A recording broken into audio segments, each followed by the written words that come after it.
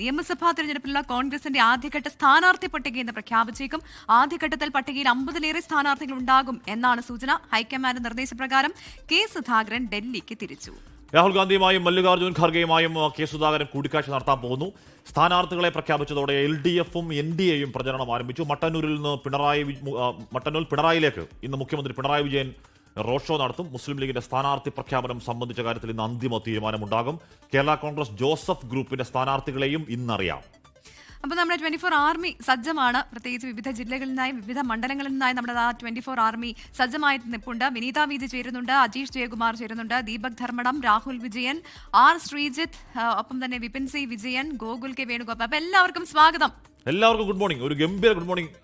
ശരി, അപ്പോൾ ഇന്ന് മാത്രമല്ല, അപ്പോൾ എല്ലാ ദിവസങ്ങളും നമ്മുടെ 24 ആർമി കളത്തിൽ പ്രേക്ഷകരിലേക്ക് ആ വാർത്തകളുടെ ഓരോ ചെറിയ സ്പന്ദനം എത്തിക്കാൻ അവരങ്ങനെ ആഞ്ഞ് കട്ടയ്ക്ക് വർദ്ധിത വീര്യത്തോടെ അങ്ങനെ നിൽക്കുകയാണ്.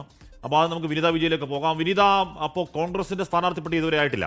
LDF CPMന്റെയും CPIയുടെയും ഓൾറെഡി ആയി. അവർ തെരഞ്ഞെടുപ്പിന്റെ ഈ 2 ദിവസങ്ങൾ എന്ന് പറഞ്ഞാൽ ഏറ്റവും കുറവ് ദിവസങ്ങളുള്ളപ്പോൾ ഒരു ദിവസം പോലും പ്രധാനമാണ്. അപ്പോൾ ഒരു ദിവസം അവർ പൂർണ്ണമായി എതിരാളികളൊന്നുമില്ലാതെ നിരത്തുകൾ വീടുകൾ കീഴടക്കി. 2ാം ദിവസം NDAയുടെ സ്ഥാനാർത്ഥി പട്ടിക ആദ്യഘട്ടമെങ്കിലും വന്നു. കോൺഗ്രസിന്റെ പട്ടിക എപ്പോഴുണ്ടാവുമെന്നാണ് ചോദ്യം. ഇന്നെങ്കിലും ഉണ്ടാവുമോ Vineetha? Very good morning Hashmi and Pravitha. Hashmi, 24 മണിക്കൂറിനുള്ളിൽ പട്ടിക ഞങ്ങൾ പ്രഖ്യാപിക്കുമെന്നൊക്കെയാണ് കോൺഗ്രസ് പറഞ്ഞിട്ടുണ്ടായിരുന്നത്. പക്ഷേ ഡൽഹിയിൽ ഇപ്പോഴും ചർച്ചകൾ തുടരുകയാണ്. അവസാനഘട്ട ചർച്ചകളിലേക്ക് എത്തിയെന്നാണ് നേതാക്കൾ വ്യക്തമാക്കിയിരിക്കുന്നത്. അതിൽ ഇന്ന് കേന്ദ്ര തെരഞ്ഞെടുപ്പ് സമിതി യോഗം കൂടി ചേരുന്നുണ്ട്. ഇന്ന് രാവിലെ 10:30യോടുകൂടിയാണ് യോഗം ചേരുന്നതെന്നാണ് നിലവിൽ സമയം നിശ്ചയിച്ചിരിക്കുന്നത്. ഈ യോഗത്തിന് ശേഷം ആദ്യഘട്ട പട്ടിക പ്രഖ്യാപിക്കാനാണ് ധാരണയായിരിക്കുന്നത്. ഇന്നലെ നേതാക്കളൊക്കെ എത്തി അവർ കോർ കമ്മിറ്റി യോഗം ചേർന്നിട്ടുണ്ടായിരുന്നു. അതിൽ ഏതാണ്ട് അന്തിമഘട്ട തീരുമാനങ്ങളിലേക്ക് എത്തിയെന്നാണ് അറിയുന്നത്.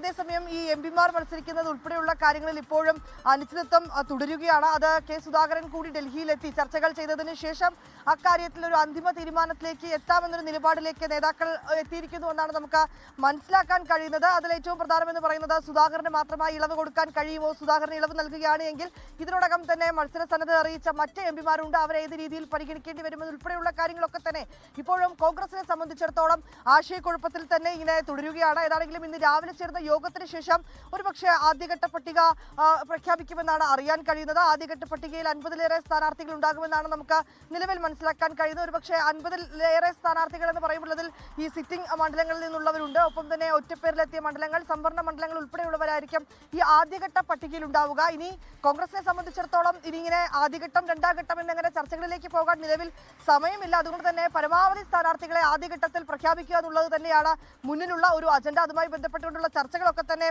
പുരോഗമിക്കുകയാണ്. സീറ്റ് വേണമെന്ന ആവശ്യത്തിൽ തന്നെ സുധാകരൻ ഉറച്ചു നിൽക്കുമെന്നാണ് അറിയാൻ കഴിയുന്നത്. ഏതാണെങ്കിലും അദ്ദേഹം ഇന്ന് രാവിലെ ഡൽഹിയിലെത്തി നേതാക്കളുമായി കൂടിക്കാഴ്ച നടത്തും. ഉടൻ തന്നെ അന്തിമ തീരുമാനങ്ങളിലേക്ക് അടക്കം കോൺഗ്രസ് എത്തുമെന്നാണ് പ്രതീക്ഷിക്കുന്നത്. ഹാഷ്മി, ലോകത്തെവിടെയായാലും ഏത് സമയത്തും 24 വാർത്തകളും ഓഗ്മെന്റഡ് റിയാലിറ്റി പാക്കേജുകളും എക്സ്പ്ലെയിനറുകളും വിശദമായി കാണാൻ ഞങ്ങളുടെ YouTube ചാനൽ നിങ്ങൾക്ക് സബ്സ്ക്രൈബ് ചെയ്യാം.